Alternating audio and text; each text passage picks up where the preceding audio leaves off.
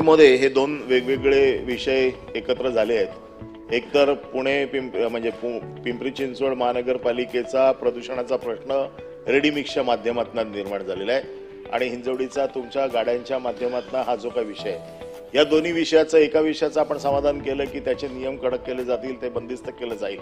परंतु माननीय मुख्यमंत्र्यांनी जे सांगितलं की ईव्ही पॉलिसीला आपण प्रमोट करतोय आणि ईव्ही पॉलिसी जर प्रमोट करून आपण जर यशस्वी करू शकलो तर हे प्रदूषण आपोआप आपण कमी करू शकतो।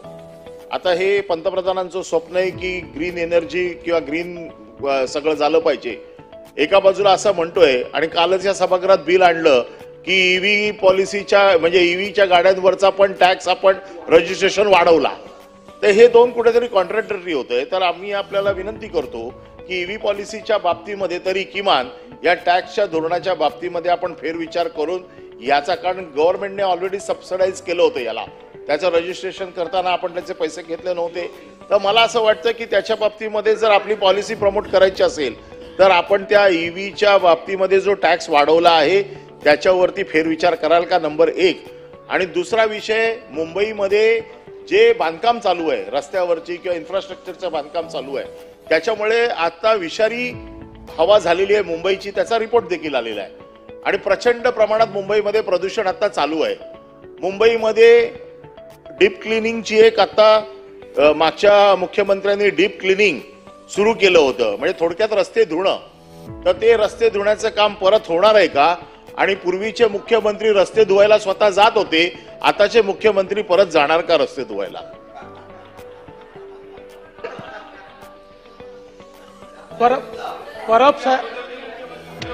परब साहेबांनी मला रस्त्यावर आणायचं ठरवलेलं आहे,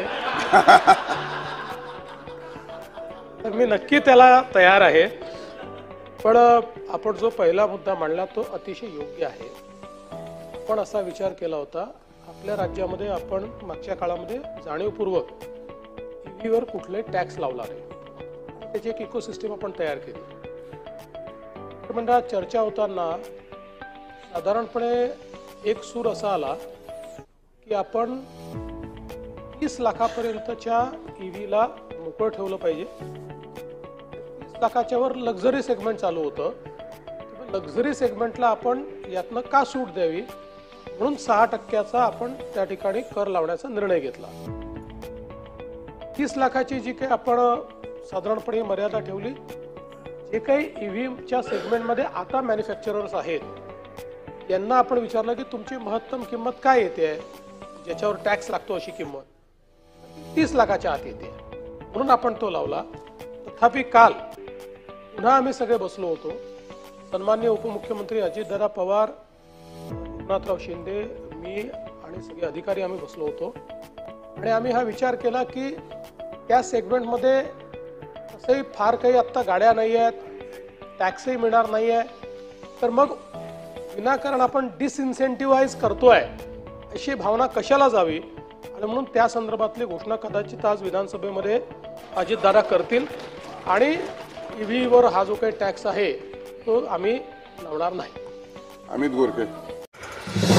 नवीन घडामोडी पाहण्यासाठी आजच आम्ही मुंबईकर 24 तासला लाईक करा, सबस्क्राईब करा आणि अपडेट रहा।